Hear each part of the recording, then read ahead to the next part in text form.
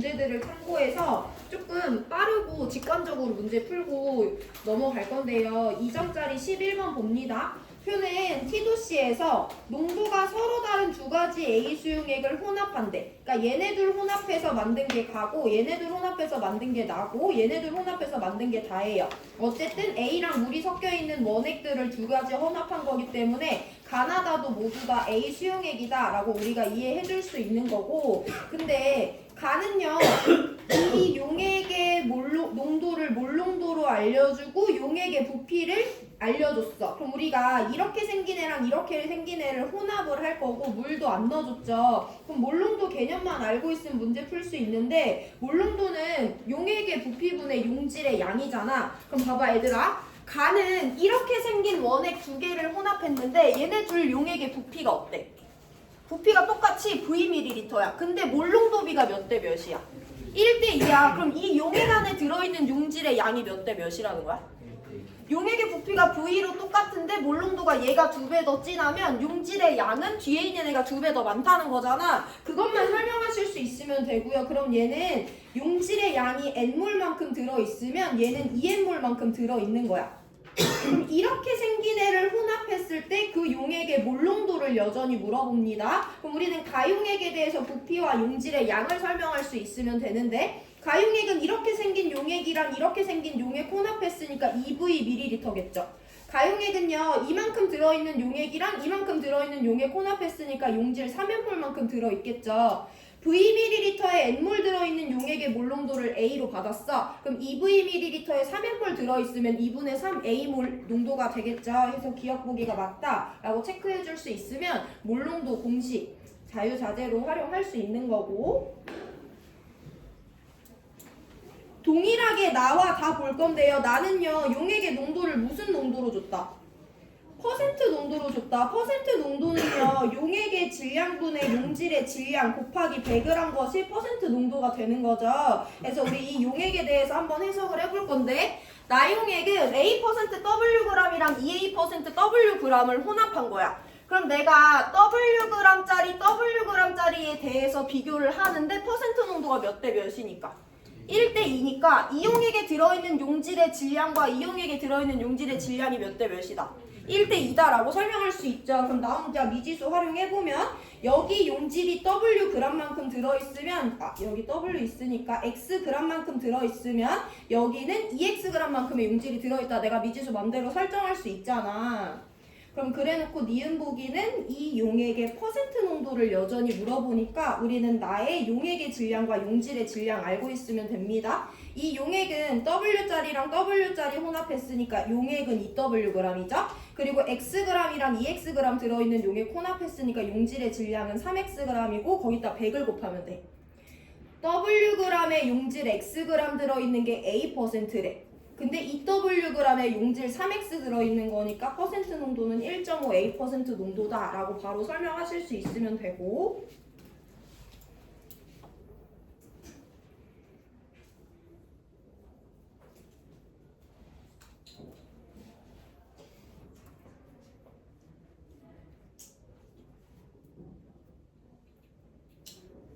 다는 우리가 약간 조금 어려워하는 몰랄농도에 대해서 나와 있는데요. 숫자 계산 정확히 하지는 않을 거고 이 문제에서 요구하는 값만 한번 따져보고 마무리할 건데, 몰랄농도는 일단 용매의 질량분의 용질의 양이죠. 그럼 얘네들은 용액이 Wg이고 용액이 Wg인 거기 때문에 용매의 질량이 1대 1인 게 아니기 때문에 몰랄농도가 1대 2라고 하더라도 용질의 양이 정확히 1대 2다 라고 설명할 수는 없어. 뭐야? 너도? 빨리 먹고 나가라. 용질의 양이 1대 2라고 설명할 수는 없어. 근데 우리가 분명히 설명할 수 있어야 되는 건 달을 혼합할 때 사용한 A 수용액 두 개 중에 용액의 질량이 똑같은데 몰랄농도가 1대 2야. 그럼 어디에 용질이 더 많이 들어있는 거야? 왼쪽이야 오른쪽이야? 왼쪽이랑 오른쪽 중에 어디에 용질이 더 많이 들어있어야지 몰랄농도가 더 진해? 오른쪽에 있는 애가 용질을 더 많이 갖고 있죠 해서 다에 들어있는 애들 중에 용질의 질량, 용질의 양을 먼저 따져보면 왼쪽에 있는 애를 내가 뭐 Y라고 하고 오른쪽에 있는 애를 G라고 해볼게요. 그럼 용질의 양은 오른쪽에 있는 애가 더 많이 포함하니까 용액 전체의 질량이 똑같아도 몰랄 농도가 제가 2배나 진할 거 아니야. 근데 우리한테 중요한 건 용매의 질량도 따져봐야 되는데 그럼 용매의 질량을 따져볼게요. 어쨌든 얘랑 합쳐져서 어쨌든 용액은 Wg이 나오잖아. 그럼 여기 용매의 질량을 대문자 X라고 하고 용매의 질량을 대문자 Y라고 하면 용매는 누가 더 많아? 왼쪽이야 오른쪽이야? 왼쪽이 더 많아야지 이게 둘의 합이 W, 둘의 합이 W인 게 맞는 거지. 그럼 이 용액 두 개를 합칠 거예요. 다는 이렇게 생긴 용액이랑 이렇게 생긴 용액을 합쳤어. 그 용액에 들어있는 물의 질량 물어보니까 용매의 질량만 따질 수 있으면 되죠. 그럼 나는 이 다에 들어있는 용매의 질량은 X 더하기 Y다 라고 일단 설명할 수 있어야 되지. 다시 봅니다. 다는요 A몰 농도 Wg이랑 2A 몰랄 농도 Wg을 혼합했어. 그럼 왼쪽에 있는 용액이랑 오른쪽에 있는 용액에 대해서 우리가 대소 비교만 할 수 있으면 되는데요. 용액 전체의 질량은 왼쪽과 오른쪽이 W로 똑같은데 몰랄 농도가 얘가 얘의 2배이니까 당연히 용질의 양은 왼쪽보다 오른쪽에 많다라고 설명할 수 있지. 근데 그 용질과 용매의 합인 용액 전체의 질량이 W로 똑같기 때문에 용매의 질량은 왼쪽에 더 많다라는 거 설명할 수 있어. 여기까지 되고 이제 다를 볼 건데요. 다는 이렇게 생긴 애랑 이렇게 생긴 애를 혼합합니다. 다에 들어있는 물의 질량은 우리가 세팅한 미지수 대문자 X와 Y의 합이라고 설명할 수 있는데 이 용액에 들어있는 용매, 물의 질량의 2배보다 크니 그럼 이게 2Y보다 크냐라고 물어보는 거죠. X가 Y보다 크니까 X 더하기 Y는 당연히 2Y보다 큰 거예요. 해서 기니디 모두 맞는 5번 골라주시면 됩니다. 정리해보시고 2분 뒤에 우리 교과서 들어갈 거니까 질문 있는 사람 하시고 넘어갈 수 있으면 교과서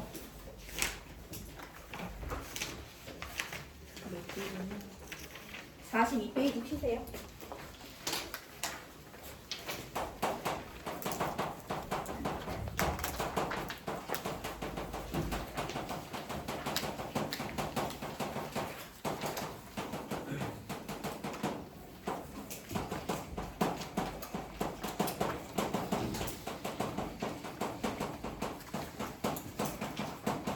야, 그래가지고 첫 번째 문제집에서 7문제 나오고 두 번째 문제집에서 7문제 나오고 세 번째 문제집에서 8문제 나온 거잖아. 근데 농도가 5문제고 총괄성이 3문제야.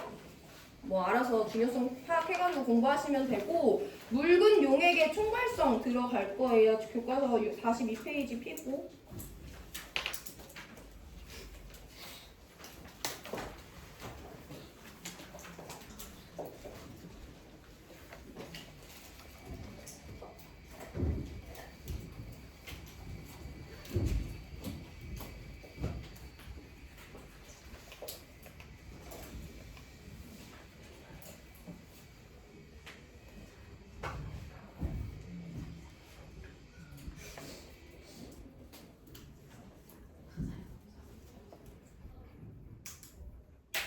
우리 묽은 용액의 총괄성이라는 성질에 대해서 알아볼 건데요. 일단 두 가지 용어에 대해서 정의하고 갈 건데 용액 뭔지 알지? 용액은 누구랑 누가 섞였다?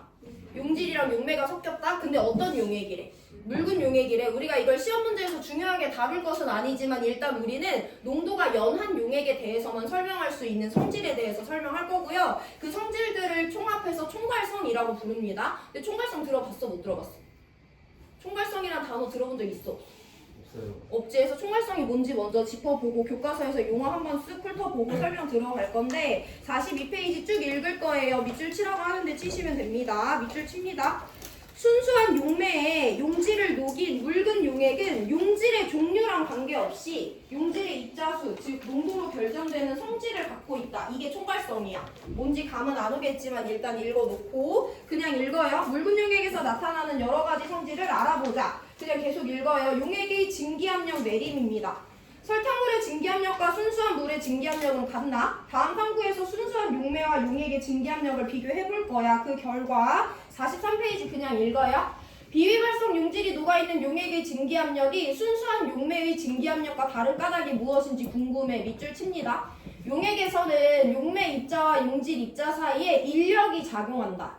그리고 아래 그림과 같이 순수한 용매와는 다르게 용액에서는 용질 입자가 용액 표면의 일부를 차지하고 있다. 따라서 용질 입자가 용매 입자의 증발을 막아버리고 용액의 증기압력이 순수한 용매의 증기압력보다 낮게 나타나는데 이런 현상을 증기압력 내림이라고 부를 것이다.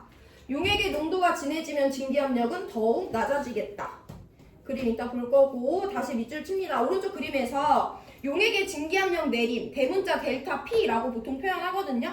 순수한 용매의 증기압력, 대문자 P에 오른쪽 위에 작은 동그라미 붙여요. 과 용액의 증기압력의 차이다. 당연히 그렇게 받아들이시면 되고 계속 밑줄 칩니다. 1882년 프랑스의 과학자 라울은 비휘발성 비전해질 용질이 녹아있는 용액의 증기압력은 용액 내 용매의 몰 분율과 순수한 용매의 증기압력의 곱한 것과 같다는 것을 실험으로 알아냈다. 이를 라울 법칙이라고 한다. 계속 밑줄 라울 법칙으로 비휘발성 비전해질 용질이 녹아있는 묽은 용액의 증기압력 내림은 용질의 몰 분율에 비례한다는 것을 알 수 있다. 하고 다 수식으로 정리되어 있어요. 그래서 우리 여기서 이제 용어 도입을 할 건데 이 교과서 읽으면서 제일 많이 나오는 단어가 뭐야? 뭐가 제일 많이 나와? 증기압력이 계속 나오지. 그래서 우리 오늘 증기압력 내림 현상을 먼저 시작으로 해서 다음 시간부터 총발성을 계속 도입을 할 건데 증기압력 너네 뭔지 알지? 내가 증기압력 우리가 여태까지 배운 걸 먼저 확인을 해볼 건데 증기압력이라는 것은 내가 밀폐된 용기에다가 A라는 액체를 냅뒀어. 밀폐된 용기에다가 A라는 액체를 냅뒀어요. 그럼 A라는 액체는 표면도 있고 내부도 있잖아. 그 중에 이 A라는 액체는 굳이 끓는 점에 도달하지 않아도 기화할 수 있어. 그거 뭐라고 부른다고 했어?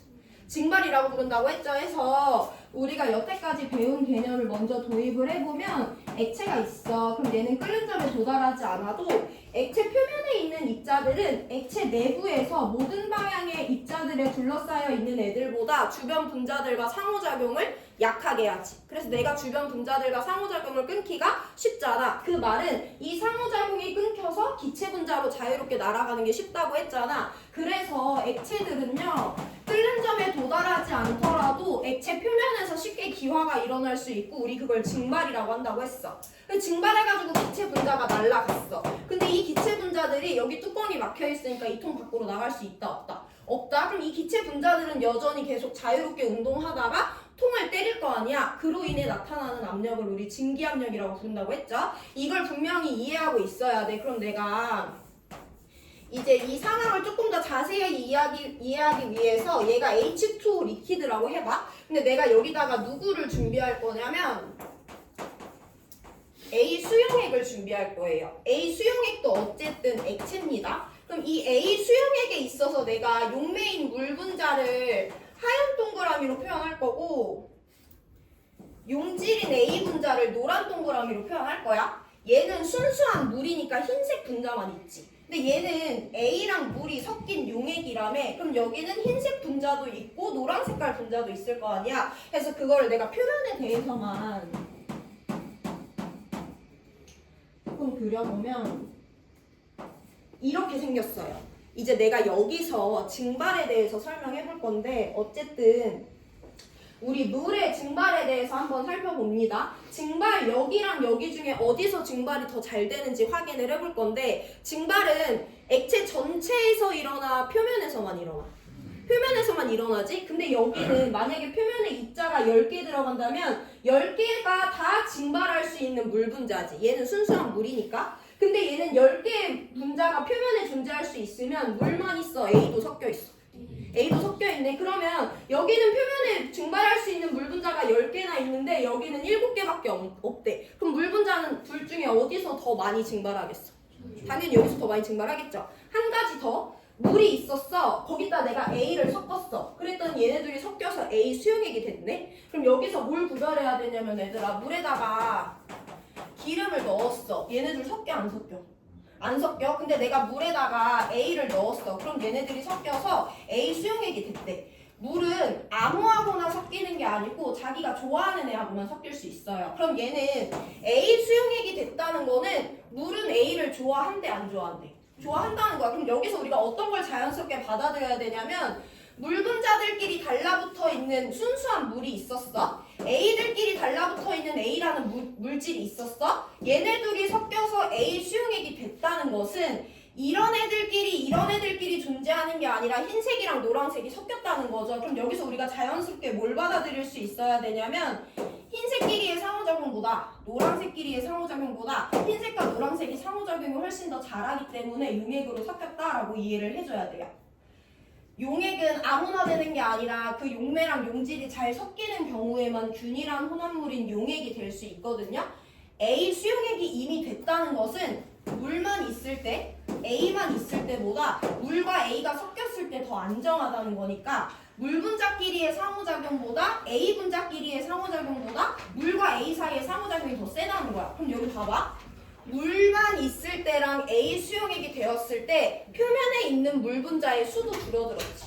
그리고 어쨌든 물 분자 사이의 상호작용을 끊어야 기체가 될 수 있는 건데 물 분자끼리의 상호작용보다 물과 A 사이의 상호작용이 더 세다고 했잖아. 그럼 여기는 여러모로 물이 증발하기 쉬운 구조다, 어려운 구조다? 어려운 구조다. 그럼 증발이 잘 일어난다, 안 일어난다? 안 일어난다? 그럼 증기압력이 어떻게 된다? 낮아지는 거죠. 그래서 순수한 용매보다 용액에서 항상 증기압력이 낮아진다라는 현상을 설명하실 수 있어야 돼요.